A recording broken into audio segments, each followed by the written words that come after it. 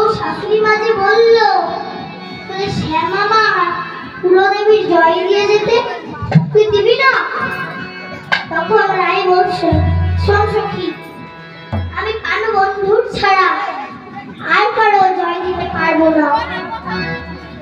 তখন ললিতা সখী বলছে, তাহলে আমরা যা বলছি আমাদের সঙ্গে সঙ্গে তুই বল। শ্যামা মন শ্যামা মন শ্যামা মন শ্যামা মন শ্যামা